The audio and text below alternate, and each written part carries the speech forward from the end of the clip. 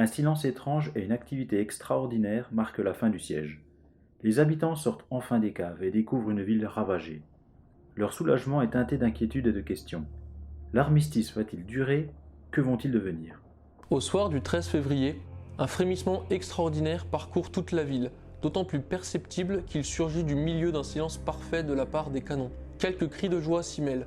De tous les côtés, la foule se répand et circule dans les rues. Raconte un soldat volontaire anonyme.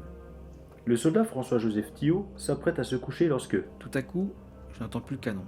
Nous écoutons, c'est un calme complet.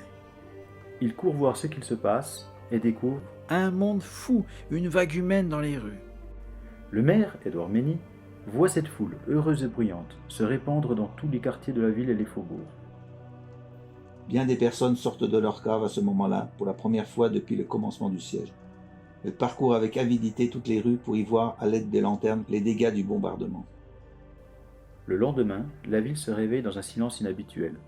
Pendant 2 jours, nous fûmes tout étonnés de n'avoir plus à nous garantir du bombardement. Note Marcel Poilet, soldat engagé volontaire. Le silence succédant au formidable bruit qui n'avait pas cessé pendant 73 jours et 73 nuits, il nous manquait quelque chose. Il règne dans les rues une agitation extraordinaire. Les uns vont voir leurs amis, les autres sortent leurs meubles de leur cave, un très grand nombre parcourt la ville pour se rendre compte de l'étendue des dégâts. Tout le monde est dehors, chacun circule fiévreusement comme pour prendre une part de cet air pur dont on a manqué si longtemps. On veut en refaire une provision si l'armistice ne doit durer qu'1 jour. À 8 heures, le soleil s'élève splendide et magnifique, comme pour consoler tous ces malheureux qui ont été privés si longtemps de sa chaleur bienfaisante. Raconte Édouard Thiers et Sostène de la Laurencie. Les Prussiens désiraient aussi contempler leur ouvrage. On les voyait en grand nombre aux perches, dévorant des yeux cette ville qu'ils n'auront le droit d'occuper qu'après le départ du dernier soldat français. Quelques-uns s'approchent même fort près des murailles du château et s'entretiennent amicalement avec nos soldats que la volonté des monarques a fait leur ennemi. Note Léon Belin. La guerre a pris fin, mais les questions demeurent. Sommes-nous prisonniers?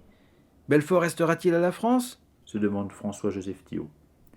Le 15 février, les envoyés du colonel Aristide d'Enfer-Rochereau, à Bâle, rentrent enfin et confirment l'autorisation de reddition. Il faut établir avec les Prussiens une convention d'armistice qui prévoit une évacuation des soldats français le 18 février au plus tard. Les troupes françaises se préparent donc à partir. Des vivres sont vendus aux civils pour payer la solde des officiers. Le bétail est abattu. Les provisions sortent des magasins pour une distribution aux habitants. C'est une joie pour nous de savoir que tout ceci leur profitera, car ils sont bien dépourvus, et que les Prussiens s'en brosseront. Se réjouit François-Joseph Thiault. Le 18 février au matin, Les troupes étaient rassemblées en dehors de la porte de France. La foule silencieuse regardait, n'osant croire à son malheur. se souviennent Édouard Thiers et Sostène de la Laurencie. Le maire, M. Mény, allait au milieu des soldats, serrant la main à ceux qui l'avaient connu, et auxquels cette défense si longue donnait presque le droit de citer. Il pleurait librement avec nous qui partions, mais cachait ses larmes à ceux qui restaient, car il avait maintenant mission de les consoler et de les défendre encore par son énergie et son calme. En effet, souligne Léon Belin, Les malheureux habitants de Belfort restent au milieu des ruines de leur cité et vivront désormais avec ceux qui les ont faites. Ils auront à souffrir tous les maux qui résultent de l'occupation ennemie, et ils ont d'autant plus lieu de le craindre qu'aucune disposition de l'acte de reddition n'est conçue en leur faveur.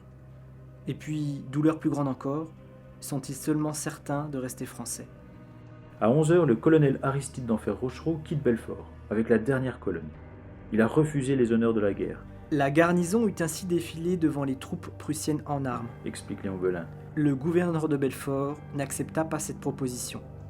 Il insista au contraire pour que les troupes allemandes ne se trouvassent point sur le chemin de la garnison de Belfort. Le commandant de la place a adressé une proclamation aux Belfortins où il dit comprendre mieux que personne l'amertume de la situation qu'il aurait faite. Cette situation est d'autant plus pénible qu'on prétend nous faire craindre qu'au mépris des principes et des idées modernes, le traité de paix que nous allons subir ne consacre, une fois de plus, le droit de la force et n'impose à l'Alsace tout entière la domination étrangère. Mais je reste convaincu que la population de Belfort conservera toujours le sentiment français et républicain avec tant d'énergie.